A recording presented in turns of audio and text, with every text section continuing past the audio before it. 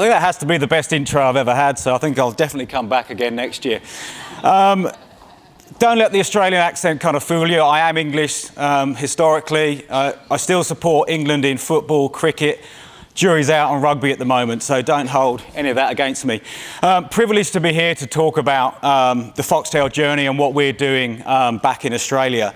And I think from our perspective, there are so many changes. And I truly believe, and certainly my team do, that there is a new set of rules that the game is being played with. And I think truly the game has changed. There's a lot of conversations around this morning sessions and certainly sessions later in the day of some of the different rules that are being played to win, I think, in this new world of total video, total television.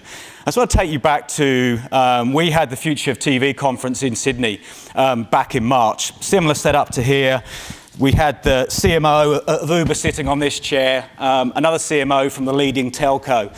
And then we had the head of sales for Channel 9, which is the biggest free-to-air broadcaster.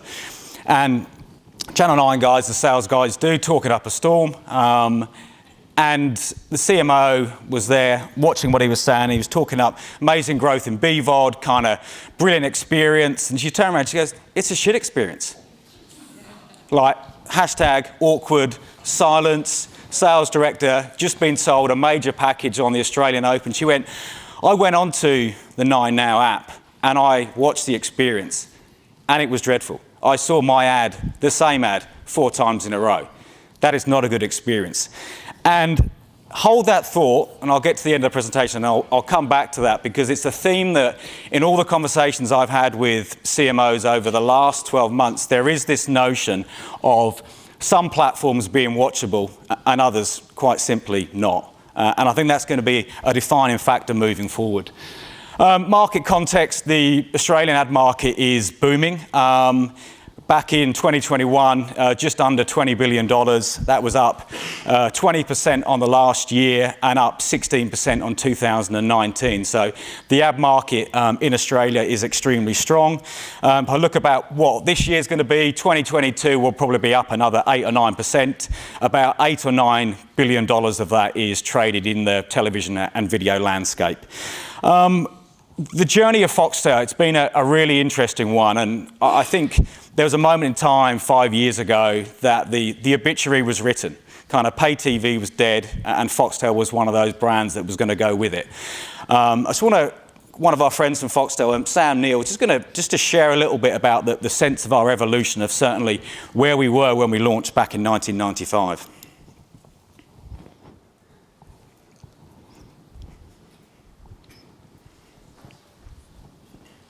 You've probably heard me say this before, but Foxtel is an old dog that keeps coming up with new tricks. They've evolved. They even made an ad about it. And it was the most successful ad in Foxtel's history. Wow, look at this old dinosaur. Top of the food chain in its time, but you won't see anything like it these days. Mind you, it didn't disappear altogether. It evolved. As most of you resilient marketers and media buyers know, performance is always the best way to silence the critics. Not bad for a dinosaur.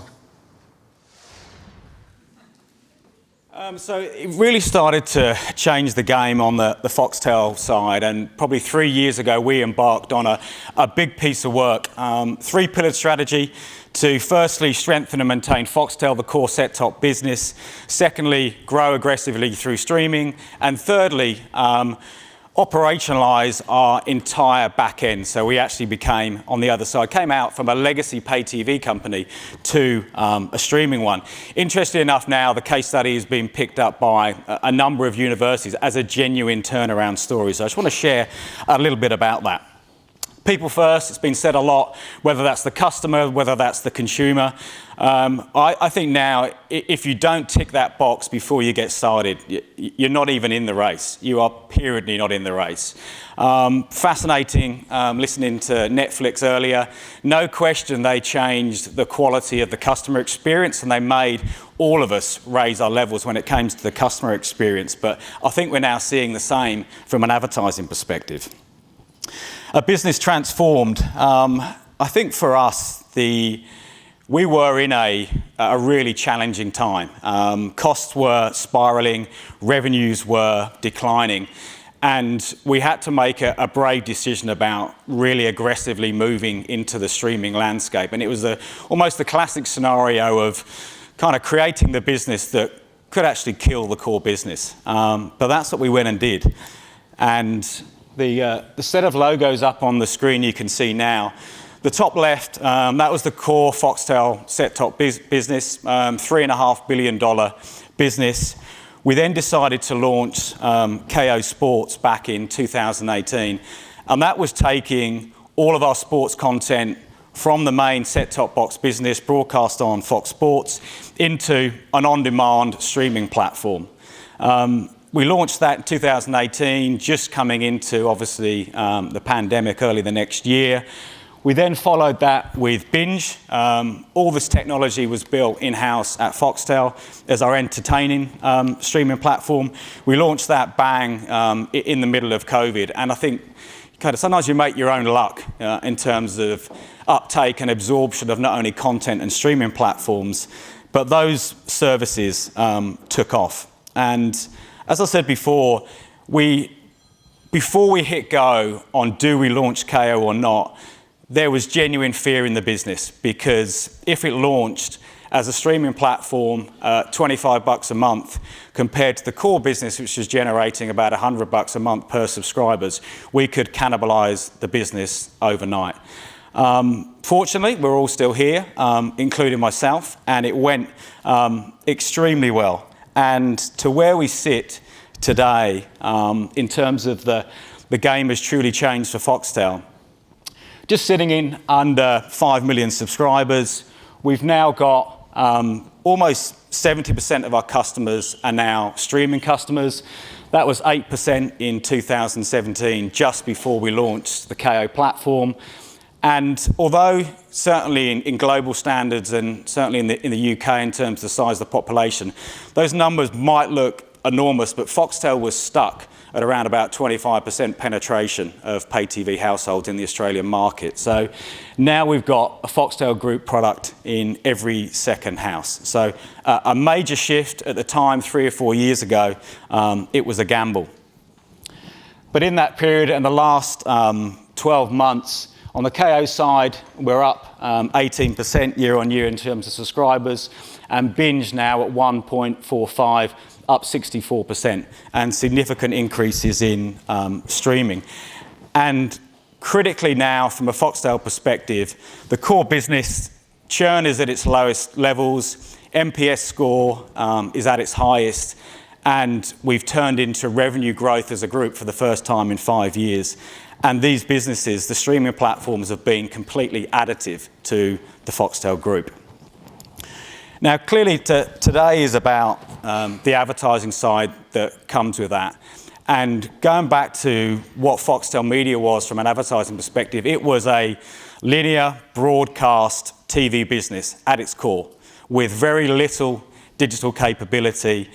But as soon as those streaming platforms launched, we didn't turn on advertising on Kayo till it reached a critical mass of 400,000 or 500,000 subscribers. So we had an audience, we had a consumer to sell to advertisers. And we've just announced, just before coming over, that we're going to launch an ad tier on Binge, which will go live in March next year. And I think this whole concept around ad tiers, and I think it's fascinating what Netflix are doing. Jeremy was talking about record sales in terms of partnerships and advertisers coming on board. I'm not surprised when there isn't actually an audience to buy. I think it's a fascinating bit of sales work. And we looked long and hard on what we would do as a business in terms of launching an ad tier. And when we launch the Binge ad tier, we're going to launch again with an audience of just under 500,000. So a significant enough audience for advertisers to buy and really reach that valuable audience. But we did, as a team a couple of years ago, I took my exec team on and off site, and we actually asked ourselves the question, if Netflix turned on ads, would we be ready? We got back to the office and literally looked at each other in the eye. We had a lot of work to do. And the irony of kind of being back here 3 years later, presenting on this stage, we've done a lot of that work, not all of it, but we continue to work on not only the customer experience, but making sure the advertising experience is equally as brilliant.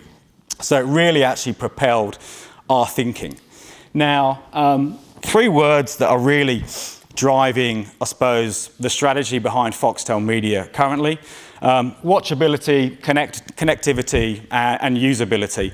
I mentioned watchable platforms, and this doesn't just apply to television. I think it's any platform right now. I think that the danger of the future of the TV industry, if they take legacy linear thinking in terms of ad load and apply that to IP and the streaming world, they're going to piss customers off overnight. And we're seeing that battleground in terms of watchability as a key place for us to win now and into the future. Connectivity, pretty simple, streaming, data-led business, and usability about being easy to work with and probably approaching things with a testing mindset. Given the time I've got today, I just want to touch on watchability. And I think from our perspective, and certainly what we've seen, and I mentioned this at the start, and the Uber comment from the Future of TV conference, every kind of conversation I think now we're having with a CMO and an agency, because their ability to, either on their phone or on their connected TV at home, watch their own ad experience. And if you watched your own brand treated in a poor way, in a poor environment with high ad loads, it can be actually a negative impact to the brand, not a positive one. So we're seeing and we're hearing CMOs lighting up on that. And it's been a fascinating journey for the Foxtel business. We've always run half the ad load than the free-to-air networks in the Australian market. I don't think we've ever really got the value or the premium that deserved, because it was never proved. And so in the last kind of 6 to 12 months, we've started to develop our own work on actually proving the quality of that advertising experience. And it's actually starting to turn into significant gains from our perspective in terms of revenue and number of new clients that are coming onto the platform. I think the better experience for both viewers and advertisers is that critical intersection right now. And I mentioned watchability. For us, there isn't a project, there isn't a new ad format, there isn't a new piece of inventory that we put out into the market unless it ticks the box of watchability. If it doesn't have a brilliant advertising experience, then we won't do it. We won't do it to the customers. We will maintain that people-first mindset. Some of the work that we've done with a number of research companies in the last 12 months, audience engagement, this is versus a baseline position on free-to-air linear television. 30% greater audience engagement, ad awareness 1.5 times better than free-to-air, which is meaning, from our perspective, that every ad is working 50% harder on our platform. And we're starting to prove that time and time again with all of our advertisers and agencies. And it's starting to shift what they're willing to pay for our platform. And I think historically, and this is it's not an Australian issue, it's not a UK one, it's a global issue that I think pay TV, since its inception, has been sold at a discount, whether it's a discount to ITV or whether it's a discount to linear TV. This work is starting to make our inventory and our platform the most expensive part of television. Loving seeing the Netflix CPMs presented earlier this day. I think my sales director wrote them all down when he was sitting in the back. But we've just launched the Binge ad tier. We've just taken it to market. We're selling that at a $60 to $70 CPM, and it is selling out. That's 3 times the CPM we've been used to getting on linear TV. So from our perspective, we're getting to the point where our inventory is now seen as the most valuable part of television. And that's the opportunity for any of us in the broadcast and streaming world to genuinely change the game in terms of what our inventory is worth and turn that kind of old notion of pay television being sold at a discount to the rest of television. This is our opportunity to be at the top of the food chain when it comes to CPM and critically impact for clients. What does that mean? I mean, is it working, I suppose, is the question. If I look at where we are currently across the first quarter of this new financial year, we run a July to June financial year. Our revenue's up 18%. Critically, the digital share of our overall book is now 30%. 2 years ago, that was 6%. The rest of it was linear TV revenue. It's at 30 now. I forecast that number will be at 50%, probably by June next year. Outside of, probably knows the number of Sky people in the room, outside of Sky, I don't know any other pay TV legacy business that has moved that quickly into digital and into streaming. For us, as a business, it's bringing us new clients, new advertisers. We've probably grown around about 250 advertisers, new advertisers per quarter coming onto the streaming platform. Traditionally being a pay TV business, national broadcast signal, we were fairly constrained in terms of the number of advertisers we could go after. Not anymore with the growth of streaming, particularly on Kayo. We turned advertising on Kayo probably just under 2 years ago. It's now a $60 million advertising business en route to be 100. We are now writing, as an advertising business, more revenue than we ever have, period. And fortunately for all of us in that business right now, I don't see that changing. We'll launch that ad tier. I think the Binge platform will probably be another $50 to $100 million ad product, probably within a couple of years. And again, watching how Netflix approach it, watching how Disney Plus approach it, I think our experience says you've got to launch with an audience, and you've got to be able to deliver on that audience for you as advertisers and you as agencies. Our ambition is to be Australia's most watchable video network, and I think we've got to keep proving that continuously, time and time again. A lot of kind of conversations around research and measurement. What's the industry kind of currency? I think that phrase of, I think Facebook and YouTube got away with murder for years, marking their own homework. But I think there seems to be a general acceptance that you can do that now. We've marked our own homework on Kayo and it hadn't slowed us down. So I think there's some really tectonic shifts going to happen around measurement moving forward. What's next? I think probably, certainly many of us in the publisher game, we're getting the notion of how do we become more carbon neutral in terms of the supply chain? How do we become more sustainable and environmentally friendly? That is just starting, but I will be surprised by the end of 2023 if that's not a prerequisite or a mandate from some clients and some agencies to at least be making big inroads in that area. I mentioned research, and as a business, probably about 12 months ago now, we invested in a program called Foxtel, which was around testing our way into the future with our own advertisers and with our own agencies. We put $5 million into that program to test engagement, test levels of attention on our platforms versus free-to-air, versus YouTube, measure the impact of brands associating with women's sport, looking at the sponsorship model compared to free-to-air. We got probably 10 partners on board. We measured 10 different streams of work, ended up being probably 25 pieces of research that all came back and justified the difference of a more watchable and more premium video experience. And it paid significantly dividends for us moving forward. And as I said, the numbers in terms of revenue show that the game has truly changed for the Foxtel business. And I think that those embark on that same streaming journey, playing with some different rules and making sure that ad load and the ad experience are second to none, then they're the businesses that are going to win moving forward.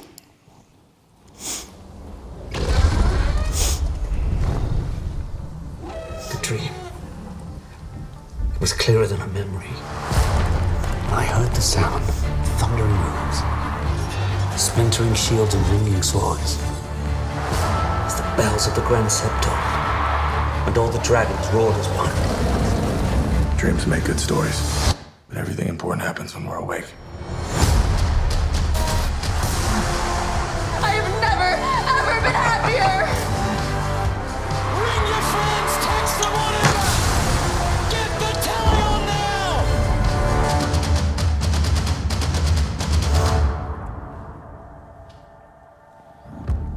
This is the new world. And in this world, you can be whoever you want. The people were deciding. They were, over and over again. Are you in or out? Let's get ready to rumble!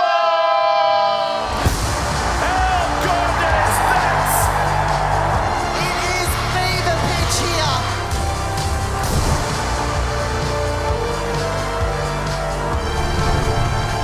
We have something special for you tonight.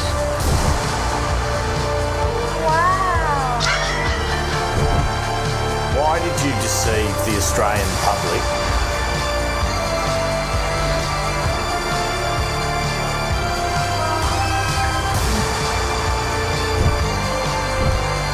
Could we make a note in the minutes that he's watching us?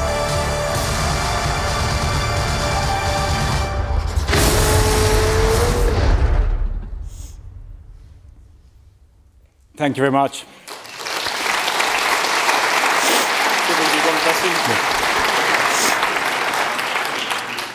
Thank you, Frainy. I kind of loved how you struggled with your Australian accent. You're practically British right at the end there. I'll be English by the end of the week, mate. I love no that. Does anybody have a question for the legend that's Frainy? Otherwise, I'll shoot another one. Oh, I think we do have one there. Awesome. If it's favourite colour or star sign, I'll be really disappointed. Yeah, hi. You talked about introducing the ads into the SVOD service. Yeah. So your calculations on the value of that, how much is cannibalization and how much is increase in subscribers?